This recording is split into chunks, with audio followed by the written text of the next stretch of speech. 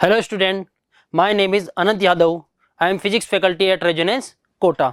तो जैसा हमने लेक्चर नंबर 2 तक देख लिया था, अब हम देखते हैं आज सर्कुलर मोशन का लेक्चर नंबर 3। तो हमारा आज का टॉपिक है motion in A vertical circle. Motion in A vertical circle यानी कि जैसे कि ये हमारे पास में कोई ऑब्जेक्ट है, ये सर्कुलर पाथ के अंदर जब वर्टिकल डायरेक्शन में रोटेट होता है, वर्टिकल डायरेक्शन में मोशन करता है, तो इस टाइप का जो मोशन होता है इसे बोलते हैं वर्टिकल सर्कुलर मोशन। ठीक है, क्या बोलते हैं? Vertical circular motion. तो इसको स्टडी करते हैं। अब जो ये वर्टिकल सर्कुलर मोशन हो रहा है, इसके अंदर हमारे को क्या होता है? Let us consider the motion of a point mass tied to a string of length L. यानी कि हमारे पास में एक मास m है जो कि L लेंथ की स्ट्रिंग से बंधा हुआ है इन ए वर्टिकल सर्कल, किसी वर्टिकल सर्कल के अंदर। जैसा अभी हमने देखा था, if a body any time the body is at angular position theta, किसी भी टाइम पे ऑब्जेक्ट की या फिर जो बॉडी थी उसकी जो एंगुलर पोजीशन है, जैसे कि हमने ये इनिशियल पोजीशन मान लिया, यहां से किसी पोजीशन थीटा पर है। ठीक है, ए सो इन फिगर, जैसा फिगर में गिवन है, the forces acting on it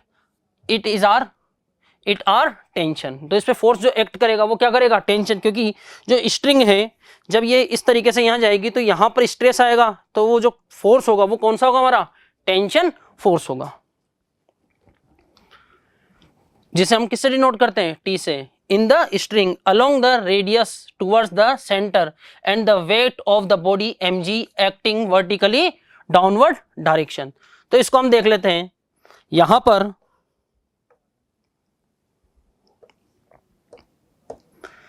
पर एक स्ट्रिंग है ये, जिसकी लेंथ कितनी है? L है। अब इसके ऊपर एक m मास का ऑब्जेक्ट है, तो इसका जो वेट होगा वो नीचे की डायरेक्शन में होगा। कितना होगा? mg। ठीक है, और यहां पर स्ट्रिंग के अलोंग एक टेंशन होगी जिसकी वैल्यू होगी कैपिटल T। और हम मानते हैं कि किसी टाइम पर किसी एंगल थीटा पर है ये, तो ये एंगल भी हमारा कितना होगा? थीटा। तो ये वाला जो कंपोनेंट होगा ये तो हो जाएगा हमारा mg cos थीटा, और ये वाला कंपोनेंट हो जाएगा mg sin थीटा। जैसा कि हमने पढ़ा था कि सेंटर की तरफ जो फोर्स लगता है वो होता है सेंट्रीफ्यूगल फोर्स, सेंट्रीपिटल फोर्स। तो हम इसको लिख सकते हैं T, फोर्स किधर लग रहा है? अंदर की तरफ लग रहा है, तो T माइनस mg इसकी लाइन के along mg cos theta is equal to क्या हो जाएगा? mv square upon L। क्यों? क्योंकि यहां पर जो लेंथ है स्ट्रिंग की वो कितनी अब हमने लिए? L लेंथ लिए। तो यहां से जो टेंशन की वैल्यू है, वो कितनी आ जाएगी हमारे पास में? T is equal to mg को उधर भेजेंगे, mg cos थीटा को, T is equal to mg cos theta plus mv square upon L। तो ये हमारे पास में किसकी वैल्यू आ जाएगी? टेंशन की, किसी भी पोजीशन पर। ठीक है, इसके बाद में हम देखते हैं condition to complete circular path. क्या क्या कंडीशन है किसी भी ऑब्जेक्ट को सर्कुलर ट्रैक में हम जब रोटेट करते हैं तो उसके सर्कुलर पाथ कंप्लीट करने के। ये मेरे पास एक ऑब्जेक्ट है, इसको मैंने कुछ फोर्स दिया। ठीक है, यहां से कुछ फोर्स दिया तो ये थोड़ा सा मूव करके वापस आ गया अपनी पोजीशन पे। लेकिन यदि इस फोर्स की वैल्यू में इंक्रीज कर दूं तो ये और ऊपर जाएगा, और कंटिन्यूसली इस फोर्स की वैल्यू को मैं इंक्रीज कर दूं तो ये यहां तक पूरा सर्कुलर पाथ क्रैक कर लेगा। लेकिन जहां पर भी इसकी टेंशन जीरो होगी, जैसे कि यहां पर जब टेंशन जीरो होगी तो ये वापस से क्या हो जाएगा? नीचे हो जाएगा। तो यानी कि ये इसके बाद में यहां तक जाता है, तब भी यदि इसके अंदर क्या स्पीड तो होगी इसकी, लेकिन यदि इसकी टेंशन जीरो हो जाएगी तो हम यहाँ स्लैक कर जाएगी ये स्ट्रिंग, और ऑब्जेक्ट कैसा हो जाएगा? इस टाइप से गिर जाएगा। तो किसी भी पाथ का सर्कुलर मोशन कराने के लिए जो हमारे को स्पीड रिक्वायर है, या फिर हम बोल सकते हैं वेलोसिटी रिक्वायर्ड है, वो कितनी होगी वो हमें फाइंड करना है।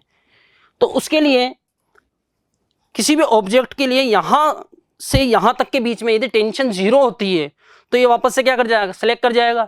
लेकिन इस पॉइंट पर approx tension T is equal to zero हो जाएगी तो क्या होगा? ये सर्कुलर पाथ को कंप्लीट कर लेगा। तो वही देखते हैं हम।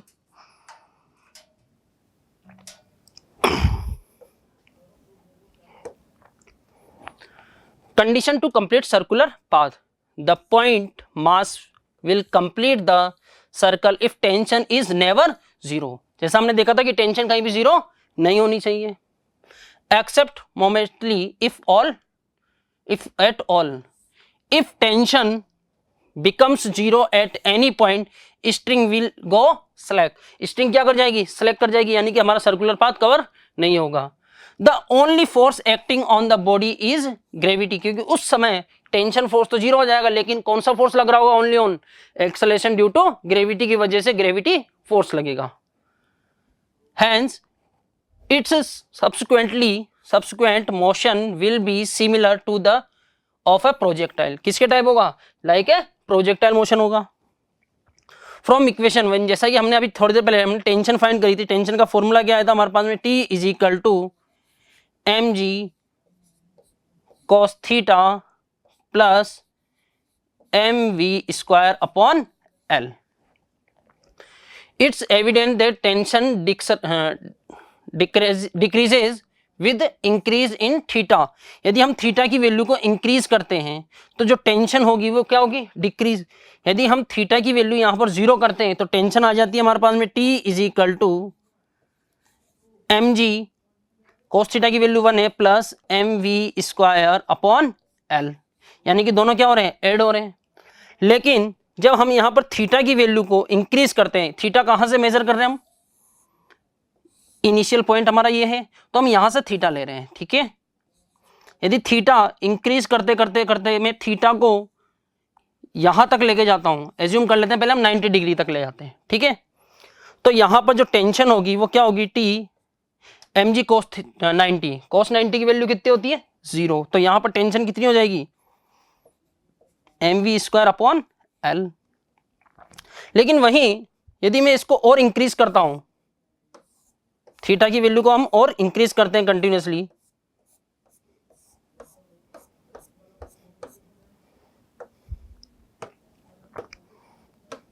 थीटा की वैल्यू को मैं इंक्रीज करते करते यहां से यहां तक पूरा 180 डिग्री तक रोटेट करता हूं, तो जो टेंशन का हमारा फॉर्मूला था T is equal to mg cos theta plus mv square upon L. तो यहां पे हम जब थीटा की जगह 180 रखेंगे तो यहां पर जो cos 180 की वैल्यू होती है वो माइनस में होती है, तो हमारे पास में आ जाएगा T is equal to minus mg plus mv square upon L. जब हम इसको फर्दर आगे लिखते हैं तो T is equal to mv square को हम आगे रख लेते हैं, mv स्क्वायर अपॉन L. तो यहाँ पे माइनस क्या हो जाएगा, mg, यानी कि जो पहले वाली वैल्यू थी हमारी mv स्क्वायर अपॉन L, उससे भी क्या हो रहा है, माइनस हो रहा है उसमें से mg, यानी कि टेंशन क्या हो रही है, डिक्रीज हो रही है. तो कंटिन्यूअसली टेंशन डिक्रीज होगी जब थीटा इंक्रीज होगा. ठीक है, decreasing function and v decreases with height, hence the tension is minimum at the top most point. जो टेंशन होगी वो कहां पे सबसे मिनिमम होगी, इस पॉइंट पे, और मैक्सिमम कहां होगी, यहां पर होगी. तो T मिनिमम कहां पे होगी, टी मोस्ट पॉइंट पे, टॉप मोस्ट पॉइंट पे. तो हम T की वैल्यू या तो जीरो से हमेशा क्या होनी चाहिए, ज्यादा होनी चाहिए, तभी सर्कुलर मोशन होगा. तो T मिनिमम की वैल्यू हमेशा जीरो से ज्यादा होनी चाहिए. तो आगे देखते हैं हम, हमारे पास में जो कंडीशन है उसके लिए हमने जो फॉर्मूला हमारे पास आया था T टॉप पे क्या आया था, यदि हमने लिखा था T is equal to mv square upon L minus mg. ठीक है, तो यहां पर T टॉप, यानी कि हम इसको इधर ले आएंगे तो प्लस हो जाएगा, तो T top plus mg is equal to mv top का स्क्वायर अपॉन L होगा. यदि यहां पे हम बोले equation 2 could also be obtain by the putting theta is equal to pi, हमने थीटा की वैल्यू पाई पुट करके, पाई यानी कि 180 डिग्री, तो उससे वजह से माइनस mg आ गई थी हमारे पास में. तो यहां पर हमने जो बोला T टेंशन है जो यहां पर या तो जीरो या जीरो से ज्यादा होना चाहिए, तभी पॉसिबल होगा एक केस में. तो हमने यहाँ पे कंडीशन भी लिखी है फॉर लूपिंग के लिए, T minimum equal to zero और greater than equal to zero. ठीक है, तो जब हम इसको greater than equal to zero के पुट करते हैं यहां पर, तो यहां पे जो वैल्यू आएगी वो हमारी क्या आ जाएगी, m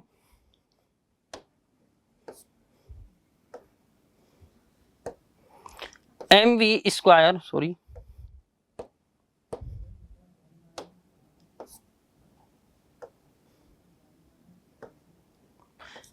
M V square upon L minus M G, ये क्या होना चाहिए, ग्रेटर देन इक्वल टू 0 होना चाहिए।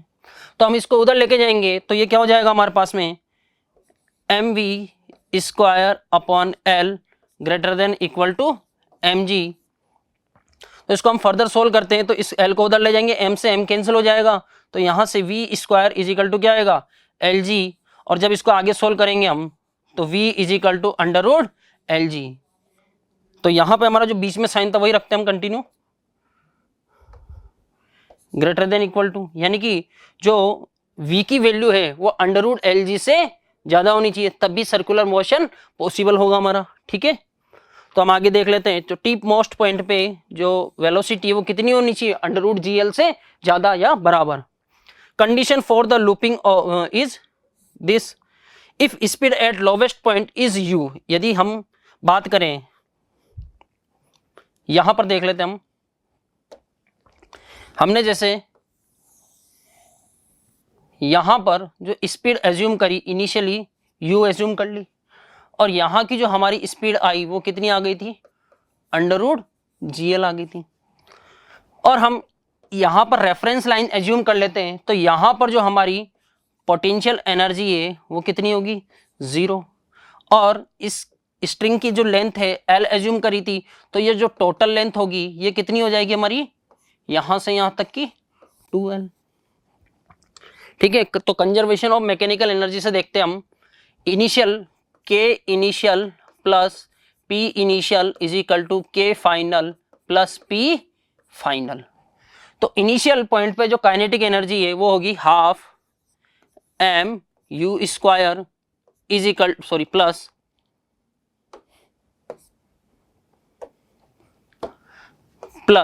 अब जब पोटेंशियल एनर्जी इनिशियल पॉइंट पे रेफरेंस पॉइंट पे जो पोटेंशियल एनर्जी होगी वो पी इनिशियल कितनी होगी हमारी, 0।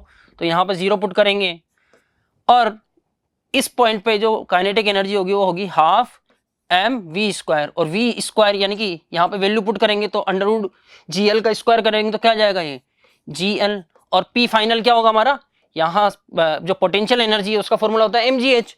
तो यहाँ पर जो हाइट है टोटल वो कितनी है, 2L है, एम जी एच, यानी कि यहाँ लिख सकते हैं हम एम जी एच की जगह 2L। तो जब इसको हम सॉल्व करेंगे तो यहां पर सभी में से m कॉमन लेके m कैंसिल हो जाएंगे, तो यहां पर u square is equal to 2 से मल्टीप्लाई कर दे सबको, तो u square is equal to G L plus यहां पे क्या आ जाएगा 4GL, क्योंकि हमने 2 से मल्टीप्लाई किया तो यहाँ पे 2 से 2 कैंसिल, यहाँ पे 2 से 2 कैंसिल, और यहाँ 2 मल्टीप्लाई हो जाएगा, तो यहाँ पे u square is equal to क्या आ जाएगा 5GL। तो यहाँ पे अंडर रूट लेंगे तो u इज इक्वल टू आ जाएगा अंडर रूट 5GL। ठीक है, तो आगे देखते हैं यहाँ। अच्छा, तो हमारे यहाँ पर हमको पता लग गया कि कोई सर्कुलर पाथ को कंप्लीट कर रहा है तो उसकी यहाँ पर जो स्पीड होनी चाहिए वो कितनी होनी चाहिए, अंडर रूट 5GL से ज़्यादा होनी चाहिए, और साथ में यहाँ पर इस पॉइंट पर अंडर रूट GL से ज़्यादा होनी चाहिए, तभी इस सर्कुलर पाथ को कंप्लीट करेगा। अब इसके बाद में हम एक न्यूमेरिकल देख लेते हैं इसका। हमसे बोला गया है prove that A motor car moving over a convex bridge is lighter than same car resting on the same bridge. ठीक है, तो हम पहले रेस्ट वाली कंडीशन देख लेते हैं कि अभी हमने एज्यूम करा कि ये रेस्ट में है, तो जिस टाइम ये रेस्ट में होगा तो जो रिजल्टेंट फोर्स है आर उसकी वैल्यू किसके इक्वल होगी, mg के। इक्वेशन 1। अब यदि ये कार मूव कर रही है इस पे तो क्या होगा, यहां पर हम एक इमेजिनरी सर्कल ड्रॉ कर लेते हैं। ठीक है, तो जो सर्कल है सर्कल के सेंटर की तरफ एक फोर्स लग रहा होगा, एक्सेलरेशन लग रहा होगा, सेंट्रीपिटल एक्सेलरेशन, जिसकी वजह से एक फोर्स एक्ट करेगा जिसे हम बोलते हैं सेंट्रीपिटल फोर्स Fc, और इसकी वैल्यू क्या होगी mv स्क्वायर अपॉन r। यदि इस सर्कल की जो रेडियस है वो कितनी है, r है। तो इसकी वैल्यू हम फाइंड करते हैं। तो यहाँ पर जो mg है वो डाउनवर्ड डायरेक्शन में है, तो यहाँ पर mg बड़ा होगा, mg minus R is equal to M V square upon R. तो यहाँ से जो r की वैल्यू है वो क्या आ जाएगी, r को इधर ले जाएंगे हम, तो r is equal to M G minus M V square upon R. यानी कि पहले जो वैल्यू थी हमारे पास में mg, तो उसमें से माइनस हो रही है M V square upon R. तो क्या ऑब्जेक्ट है जो मूव करते टाइम क्या लाइटर फील करेगा, नहीं करेगा? ठीक है, तो ये प्रूव हो गया हमारे पास में कि जब ऑब्जेक्ट मूव करेगा तो वो क्या फील करेगा, लाइटर फील करेगा। अगला देखते हैं। नेक्स्ट क्वेश्चन में दिया है कि prove that A motor car moving over a concave bridge is heavier than the same car resting on the same bridge. Same similarly हम वही इनिशियली रेस्ट में मानते, तो आर इज इक्वल टू क्या आ जाएगा हमारे पास में, mg। और उसी तरीके से हम एक इमेजिनरी सर्कल ड्रॉ करते हैं। इस समय जो फोर्स होगा सेंट्रीफ्यूगल फोर्स, सेंट्रीपिटल फोर्स, वो किधर होगा, सेंटर की तरफ होगा, सॉरी।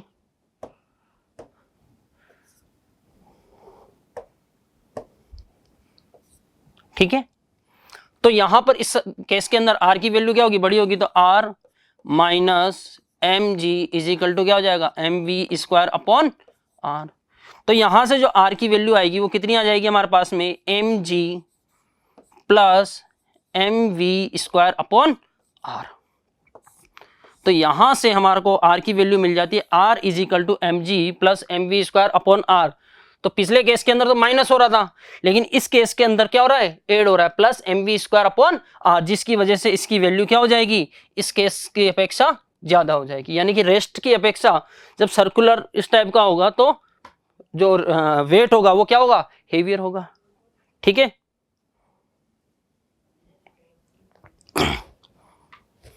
नेक्स्ट देख लेते हैं। अच्छा, अगला टॉपिक देखते हैं, कंडीशन फॉर ऑसिलेशन और लिविंग द सर्कुलर पाथ में क्या क्या कंडीशन है ऑसिलेशन होने के लिए। In case of non uniform circular motion in A vertical case, if a body, if velocity of a body at lowest point is less than under root 5 gl, under root 5 gl से कम होगी यदि, तो the particle will not complete the circle in vertical plane. जैसा हमने अभी थोड़ी देर पहले प्रूव करा था कि यहां पर किसी सर्कुलर पाथ को कंप्लीट करने के लिए लोवेस्ट पॉइंट पे जो स्पीड होनी चाहिए वो 5 gl से ज्यादा होनी चाहिए। यदि इससे कम होगी तो ये सर्कुलर पाथ को कंप्लीट नहीं करेगा। In this case, the motion of the point mass depend on whether tension becomes zero before speed और vice versa। यानी कि इस केस के अंदर हम फिर ये देखेंगे कि कहां पर टेंशन जीरो हो रही है और कहां पर वेलोसिटी जीरो हो रही है। तो इसके बिहाफ पे हमने केस लिया है, first case, speed become zero before tension. यदि स्पीड जीरो हो जाती है टेंशन की रेस्पेक्ट में। अच्छा, तो एक चीज याद रखना, जब सर्कुलर मोशन होगा तो यहां पर टेंशन जीरो नहीं होगी। क्यों? क्योंकि इसके नीचे कौन खींच रहा है, mg पकड़ के खींच रहा है नीचे की तरफ। लेकिन यहां पर जो स्ट्रिंग है, यदि वेलोसिटी जीरो हो जाती है, इस केस में वेलोसिटी जीरो हो जाती है, टेंशन जीरो नहीं होगी। लेकिन इस केस के अंदर यहां पर इसकी टेंशन जीरो हो सकती है लेकिन वेलोसिटी जीरो नहीं होगी। तो जैसा हमारे को डायग्राम में बताया गया है कि किसी भी ऑसिलेशन को कंप्लीट करने के लिए, यानी कि यहां से यहां तक ऑब्जेक्ट को जाने के लिए जो वैल्यू है इसकी 2 gl से यदि कम है, स्पीड की वैल्यू 2 gl से कम है, तो क्या होगा, ये ऑसिलेशन बी पॉइंट तक नहीं जाएगा।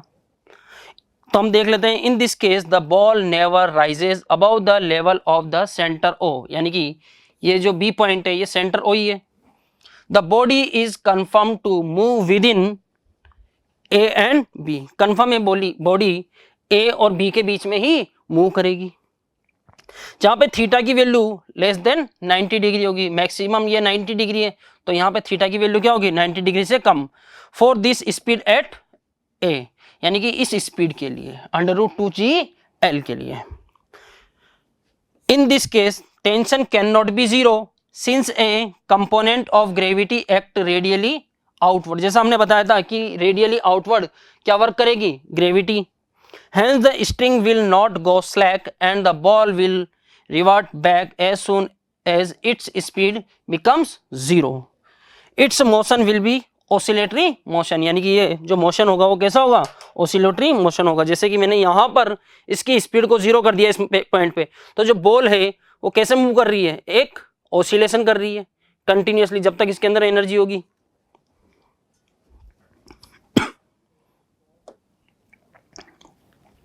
सॉरी। नेक्स्ट केस देखते हैं, टेंशन बिकम 0 बिफोर स्पीड। यदि स्पीड 0 होने से पहले टेंशन की वैल्यू क्या होती है, 0 हो जाती है। तो इस केस के अंदर जो 5GL था उससे तो क्या होनी चाहिए, उससे कम होनी चाहिए, लेकिन √2GL से ज्यादा है। यदि √2GL से ज्यादा होगी तो ये क्या बी पॉइंट को क्रॉस करके ऊपर की तरफ चल जाएगा। लेकिन यहां पर पहुंचने के लिए यहां पर जो स्पीड है वो 5GL होनी चाहिए, लेकिन 5GL से कम होगी तो ये यहां तक नहीं जा पाएगा, बीच में ही कहीं होगा। तो हम देख लेते हैं, in this case the ball rises about the level of centre और it goes beyond point B, क्योंकि थीटा की वैल्यू 90 डिग्री से ज्यादा है और v की वैल्यू √2GL से ज्यादा होगी। इन this case A component of gravity will always act towards centre. जो ग्रेविटी का कंपोनेंट होगा वो हमेशा एक्ट करेगा सेंटर की तरफ।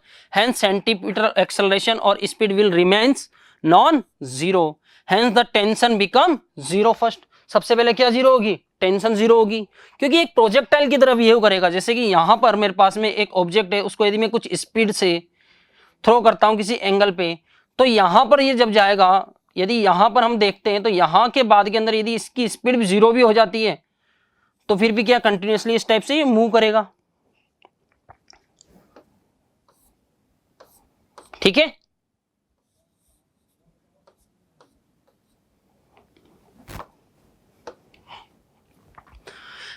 sorry, as soon as tension becomes 0 at any point, string will go slack and subsequently the only force acting on the body is gravity. Only on कौन act करेगा, tension तो 0 हो गया, only on gravity एक्ट करेगी। Hence its subsequent motion will be similar to the projectile motion। जैसा भी हमने discuss किया था, प्रोजेक्टाइल मोशन की तरह सिमिलर हो जाएगा।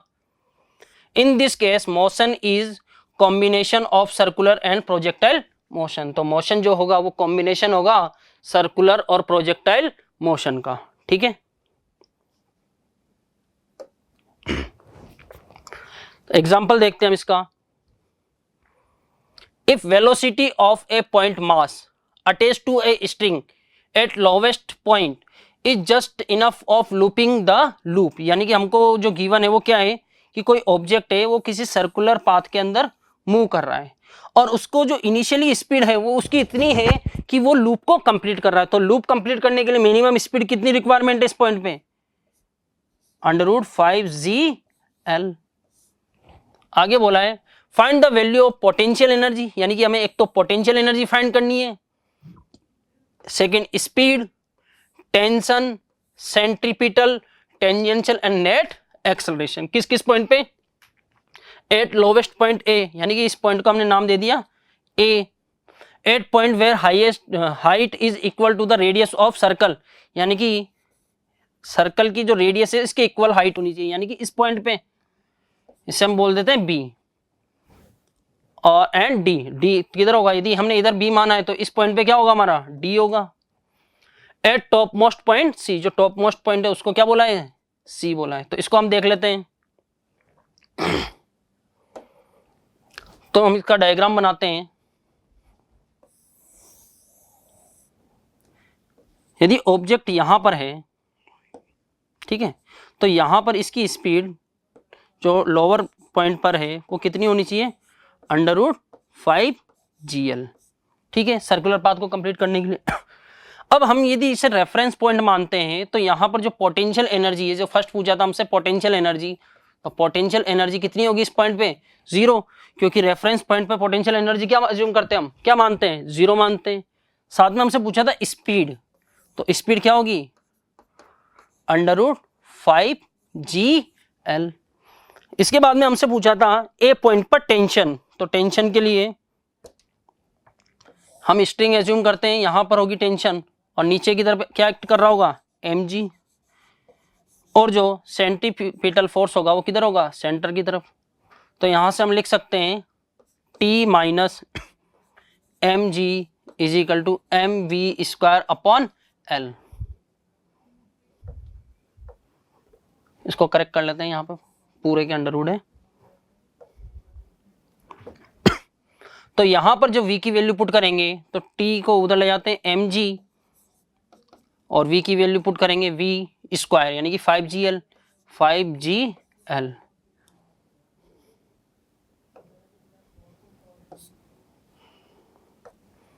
5gl। तो यहाँ पे अपॉन l है, l से l कैंसिल हो जाएगा, तो यहाँ पे क्या बन गए 5 mg और ये 1 mg, तो टोटल टेंशन कितनी आ जाएगी 6 mg। तो यहाँ पर हमने पोटेंशियल एनर्जी फाइंड कर ली, स्पीड फाइंड कर ली और टेंशन फाइंड कर ली। इसके बाद में हमसे बोला गया था एक्सेलरेशन फाइंड करना है, ठीक है। तो इस पॉइंट पर जो टेंजेंशियल एक्सेलरेशन है वो इस डायरेक्शन में होना चाहिए और सेंट्रीपिटल एक्सेलरेशन इस डायरेक्शन में होना चाहिए, लेकिन यहाँ पर टेंजेंशियली जो एक्सेलरेशन होगा उसकी वैल्यू क्या होगी 0 होगी। क्या होगी 0, क्योंकि कोई भी फोर्स एक्ट नहीं कर रहा है टेंजेंट के अलोंग। जो mg है वो नीचे की तरफ एक्ट कर रहा है और जो टेंशन फोर्स है वो ऊपर की तरफ एक्ट कर रहा है। इस डायरेक्शन में कोई भी फोर्स एक्ट नहीं कर रहा है, तो यहाँ पे टेंजेंशियल एक्सेलरेशन की वैल्यू क्या हो जाएगी 0। इसके बाद में हम देखते हैं जो सेंट्रीपिटल एक्सेलरेशन है उसकी वैल्यू क्या हो जाएगी,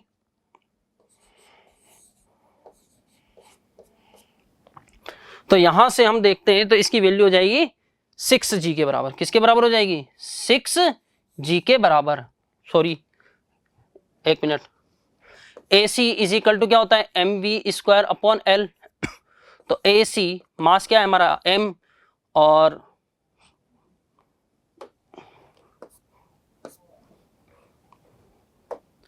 v स्क्वायर अपॉन l, तो यहाँ पे v की स्पीड v की वैल्यू क्या है √5gl, तो 5gl का स्क्वायर करेंगे तो 5gl अपॉन l, l से l कैंसिल, तो यहाँ पर जो हमारे पास वैल्यू आ जाएगी इसकी क्या आ जाएगी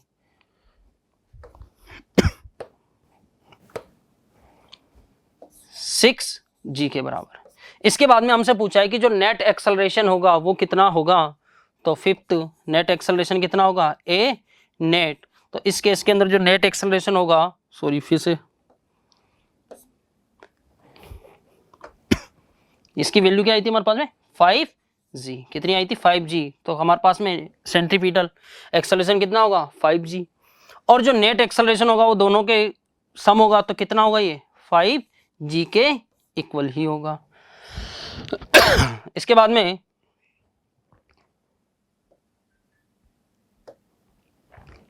हम सेकंड पॉइंट पे बात करते हैं। सेकंड पे बी पॉइंट के लिए बात की थी, यहाँ ए एज्यूम करा था हमने और यहाँ बी।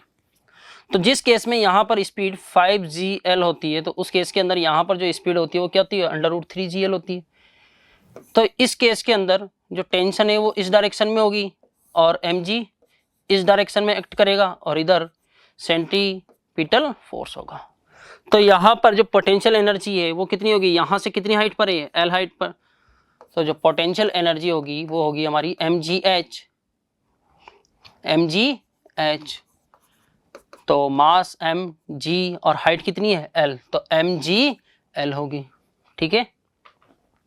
तो पोटेंशियल एनर्जी की वैल्यू तो आ चुकी है mgl।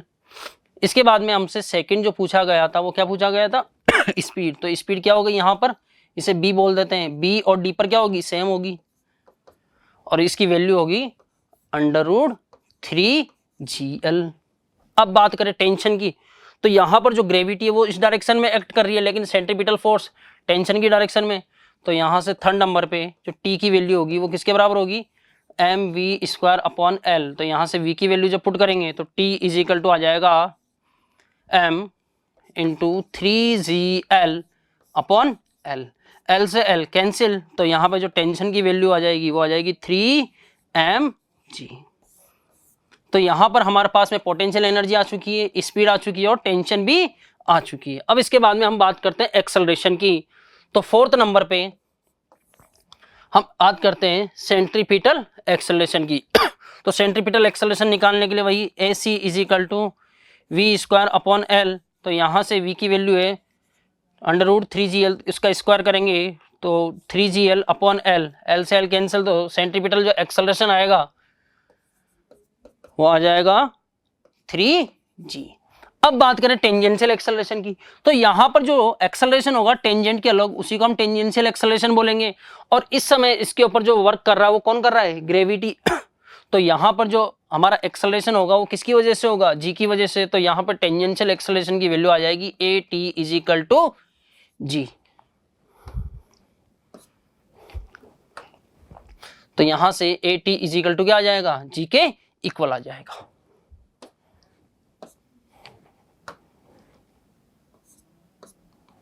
अब जो नेट एक्सेलरेशन है वो फाइंड करना हमारे को,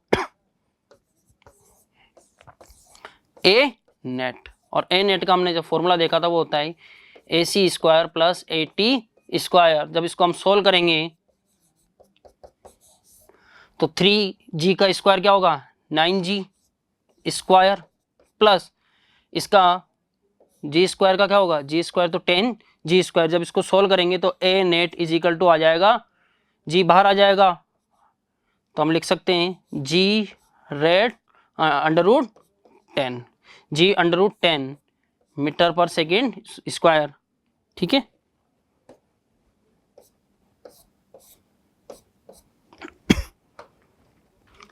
तो अंडर रूट 10 इंटू जी के बराबर होगा हमारा नेट एक्सेलरेशन। इसके बाद में अगला केस देखते हैं हम।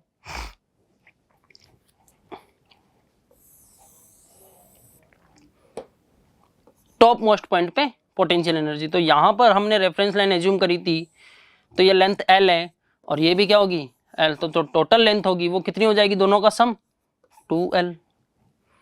तो जो पोटेंशियल एनर्जी होगी वो क्या होगी हमारी mgh, और h की वैल्यू क्या है यहाँ पर, h कितना है 2L के इक्वल है। तो potential energy is equal to mg और h की जगह 2L, तो यहाँ पे पोटेंशियल एनर्जी जो आएगी वो कितनी आ जाएगी,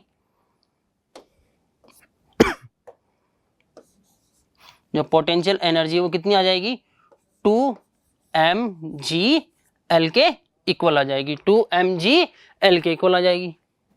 सेकंड हम बात करें टेंशन, तो यहां पर टेंशन किधर होगी, नीचे की तरफ, और mg भी किधर होगा, नीचे की तरफ। ठीक है, तो इसकी वजह से यहाँ पर जो टेंशन आएगी, अच्छा टॉप मोस्ट पॉइंट पे तो हमने वैसे ही बताया था कि जब स्पीड होती है वो क्या होती है अंडर रूट जी एल, तो यहाँ पर जो टी की वैल्यू होती है वो क्या होती है 0 के इक्वल होती है।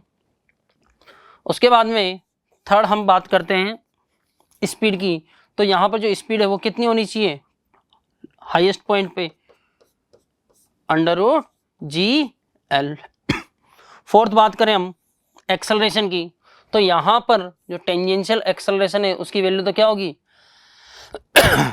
टेंजेंशियल एक्सेलरेशन की वैल्यू क्या होगी 0 होगी, और जो सेंट्रीपिटल एक्सेलरेशन है, सेंट्रीपिटल एक्सेलरेशन उसकी वैल्यू किसके बराबर होगी, वही a c is equal to v square upon l. तो यहाँ पे वी स्क्वायर की वैल्यू जी एल के बराबर होगी, तो जी एल अपॉन एल, और एल से एल कैंसिल हो जाएगा तो हमारे पास क्या बचेगा जी। तो सेंट्रीपिटल एक्सेलरेशन की वैल्यू होगी जी, और यहाँ पर 6 पॉइंट पे जो नेट एक्सेलरेशन होगा वो हमारा कितना हो जाएगा जी के इक्वल, क्योंकि जो टेंजेंशियल एक्सेलरेशन है उसकी वैल्यू तो क्या हो चुकी है 0 हो चुकी है। ठीक है, तो ठीक है, आज के लेक्चर को यहीं खत्म करते हैं। इसी के साथ हमारा ये जो चैप्टर है सर्कुलर मोशन का ये कंप्लीट हो चुका है। यदि वीडियो अच्छी लगी, मजा आया, तो वीडियो को लाइक करें, शेयर करें, सब्सक्राइब करें। Thank you.